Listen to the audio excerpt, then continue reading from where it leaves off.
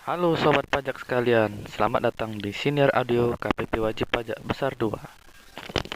Kenalkan, saya Mario Gustovan, penyidik dari KPP Wajib Pajak Besar 2.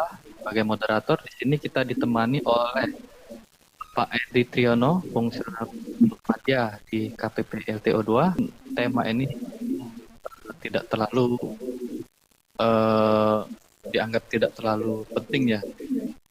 Namun di KPP Wajib Pajak Besar 2, karena seluruh wajib pajaknya adalah wajib pajak badan, maka tema tersebut kami angkat menjadi tema pada kegiatan pada siang hari ini.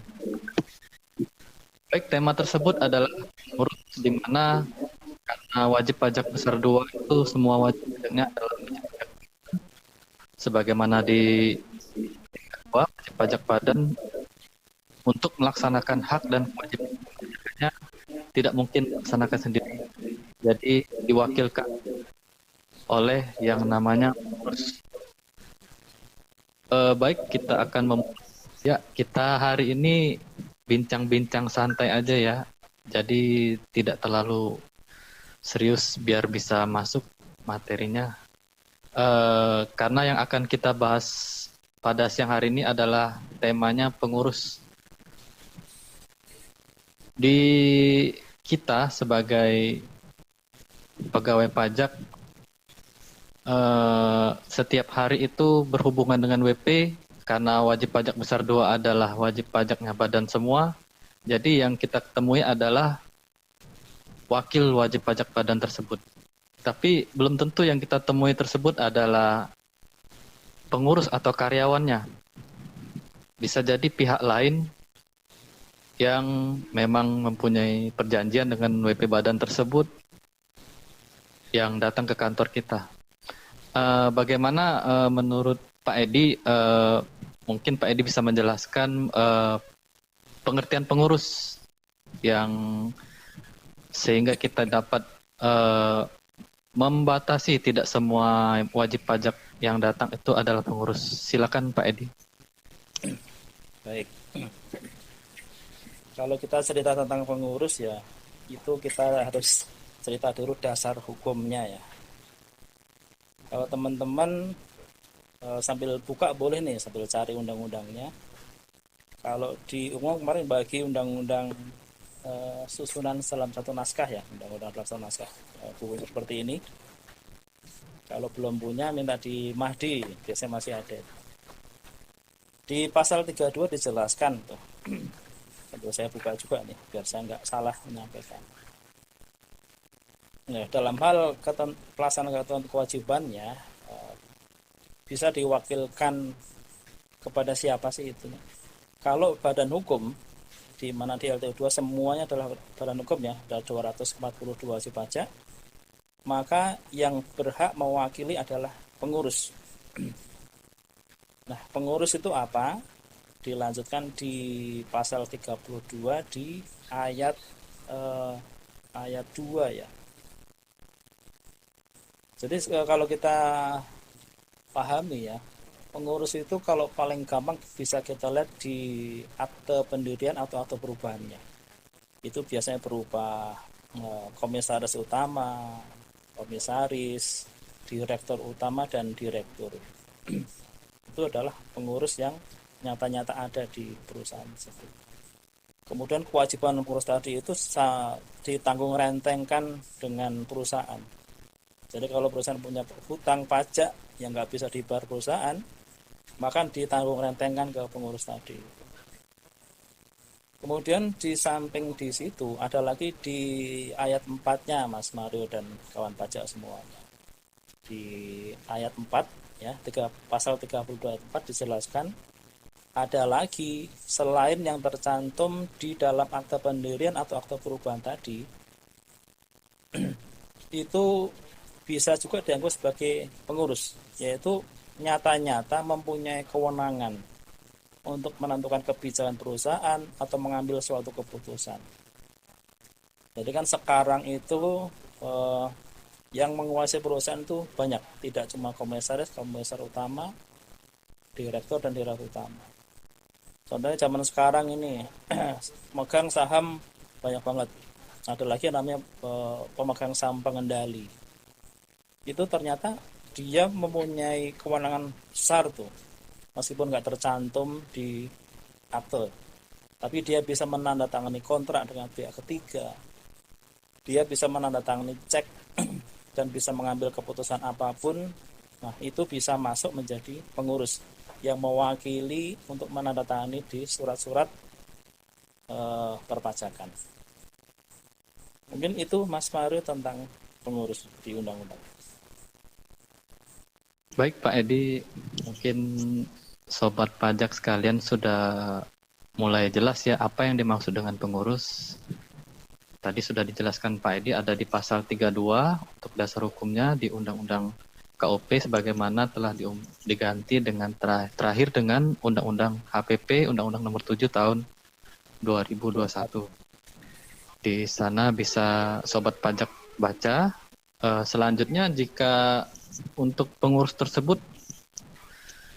sebagian besar menurut Pak Edi tadi adalah kemungkinan besar adalah pegawai perusahaan. Untuk menjadi kuasa itu ada syarat-syaratnya ya, nggak sembarangan orang bisa ditunjuk sebagai kuasa. Kira-kira apa ya Pak Edi, mungkin bisa menjelaskan Pak untuk syarat-syarat seorang kuasanya? Baik, ini saya sambil baca chatnya nih. Mas Arul kepo tahun apa yang sini. Jadi PMK yang disebut Mas Meru tadi adalah PMK nomor 229 tahun 2014 ya. Sambil kita lihat deh, buka di OPTEX-nya. Di PMK 229 garis miring PMK 03 garis miring 2014. Kita kembali ke pertanyaan Mas Mario ya tentang syarat-syarat jadi kuasa. Itu dibahas detail di PMK 229, ada di pasal 3, 4, dan 5-nya. Di pasal 3-nya itu ada ketentuan umum tentang syarat jadi kuasanya.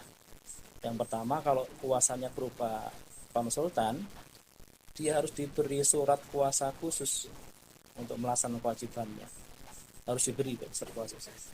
Terus kalau dia itu karyawan dari perusahaan tadi, dia itu pertama masih karyawan aktif yang dibuktikan mendapat gaji yang resmi dari perusahaan, masuk di pasal 21-nya dan sudah dilaporkan di SPT masa 21. Kemudian diatur lebih lanjut di pasal berikutnya, di pasal 4-nya ya. Kuasa itu harus pertama menguasai ketentuan peraturan perundang-undangan di bidang perpajakan, pasti ini harus paham peraturan perundang. Kemudian memiliki surat kuasa khusus dari WP, entah itu dari badannya untuk konsultan atau dari atasannya kalau dia sebagai karyawan. Kemudian memiliki NPWP, sudah menyerahkan SPT, kemudian tidak pernah dipidana dalam hal perpajakan. Kemudian dilanjutkan di pasal berikutnya. Kalau konsultan itu punya syarat khusus lagi, dia harus mempunyai izin konsultan yang sekarang itu masih diawasi oleh di siapa namanya di kantor di lapangan Banteng situ. Kemudian kalau dia karyawan itu punya 4 syarat yang tidak kumulatif ya, bisa dipilih salah satunya. Yang pertama, dia punya sertifikat brevet A, B, C gitu, sesuai dengan yang mau dilaksanakan kewajiban kewajibannya. Yang kedua, berarti atau ya, dia punya brevet 1. Yang kedua, dia pendidikannya minimal D3 di bidang perpajakan, minimal D3. Itu pun harus dari kampus negeri atau swasta yang terakreditasi A. Banyak syaratnya ya. Atau yang ketiga, kalau dia tidak punya itu, berarti harus dia punya sertifikat konsultan pajak. Jadi meskipun karyawan kan dia bisa juga jadi konsultan pajak. Jadi saya ulangi lagi, kalau dia konsultan berarti harus punya surat izin konsultan yang resminya. Jangan yang abal-abal ya. Pengalaman saya waktu di KPP dulu, pas konsultan datang kita tanyain dulu, mana? Pertama surat penunjukan sebagai wakil wajib pajak surat kuasanya. Yang kedua, mana sertifikat Anda atau izin konsultan Anda. Kalau tidak bisa menunjukkan dua hal tadi itu diskresi kita. Kalau saya biasanya Bapak Ibu silakan duduk, tapi tidak boleh berkomentar. Hanya boleh mendengarkan apa yang kita laksanakan hari ini. Kemudian kalau dia karyawan sendiri, biasanya dia pakai name tag kan.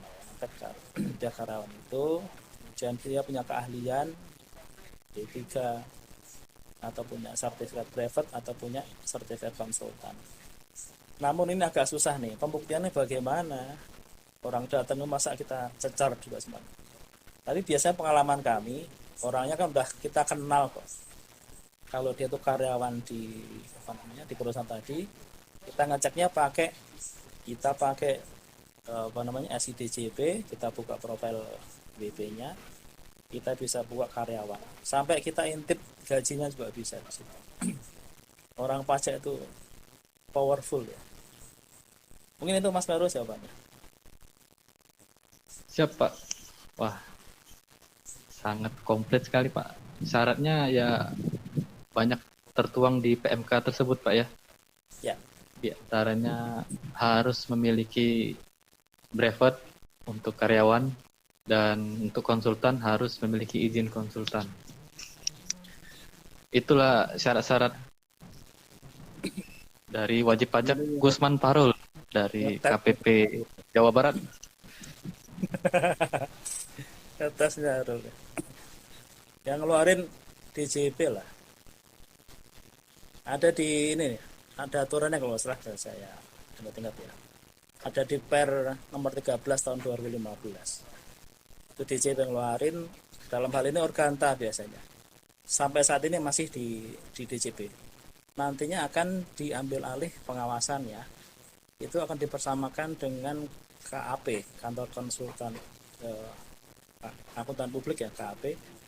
Itu di ntar saya cari, saya lupa namanya. Saya pernah ke tempatnya sih di lapangan Banteng, di depan gedungnya, yang mengeluarkan izin dan memantau laporan rutinnya akan di sana. Saat ini masih di Organta. Oh, siap. Terima kasih Pak Edi. Bagaimana, mungkin sudah jelas Pak Gusman Parul. Ada pertanyaan lagi nih, Japri ke saya, izin. Apakah surat kuasa tersebut boleh nggak ya untuk jenis pajak tertentu surat kuasanya, tapi lintas tahun pajak, misal September 2021 sampai dengan Februari 2022. Oh, maksudnya tahun buku wajib pajaknya nggak Januari Desember, mungkin seperti itu. Apakah surat kuasanya boleh dibuat seperti itu maksudnya? Mungkin Pak Edi bisa menjelaskan. Iya. Tapi awalnya saya langsung geleng-geleng itu, nggak boleh. Karena di SE nomor 2 tahun 2017 dijelasin ada contoh-contoh situ. Di contoh itu kalau di SPT masa Januari sampai Desember tahun 2021 pakai konsultan A, kemudian tahun berikutnya di 2022 dia mau juga ke konsultan A, itu di contohnya disebutkan harus bikin surat kuasa baru. Kok tiba-tiba pertanyaannya berlanjut, kalau tahun pajaknya itu tidak Januari Desember, misalnya dari April ke Mei atau apa, berarti boleh. Ya, tahun pajaknya kan berlaku seperti itu, bukan tahun takwim ya, tapi tahun pajak wajib pajak. Tapi begitu dia bergeser ke bulan di mana dia sudah masuk ke tahun pajak berikutnya dari wajib pajak tersebut, dia harus ganti surat kuasa baru. Baik, terima kasih Pak Edi. Sepertinya Live show ini hari ini. Tapi pas pagi tadi Mas Nurul ngajuin isu baru. Ini ternyata di pasal 32 di ayat 3-nya itu ada perubahan, diubah di Undang-Undang HPP nomor 7 tahun 2001 ya. Yang mengakibatkan ada perseteruan ini. Kalau teman-teman jeli, Anda baca di undang-undang yang lama ya, KUP lama itu di pasal 32 ayat 3 dijelaskan ketentuan tentang kuasa lebih lanjutnya akan dibahas dengan peraturan Menteri Keuangan. Itu di Undang-Undang KUP yang lama. Tapi di Undang-Undang HPP yang baru, saya baca ulang tadi di info dari Mas Meru, benar, nggak ada itu tulisan PMK tadi. Terus di pasal 16 ya kalau nggak salah ya.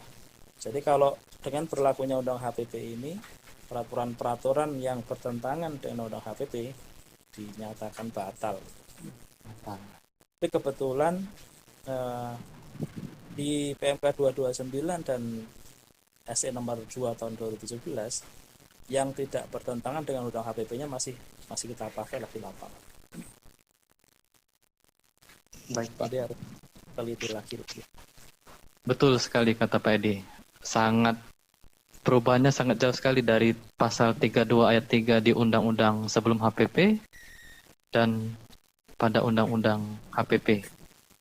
Memang betul Pak, kata diatur dalam peraturan Menteri Keuangan dihilangkan. Tapi mungkin sobat pajak sekalian mungkin bisa menunggu nanti ada aturan turunan dari Undang-Undang HPP ini, mungkin diatur di sana atas pasal 32 ayat 3 tersebut. Baik, sepertinya kita akhiri dulu Pak Edi. Terima kasih sobat pajak sekalian. Sampai jumpa di siniar perpajakan KPP Wajib Pajak Besar 2 selanjutnya.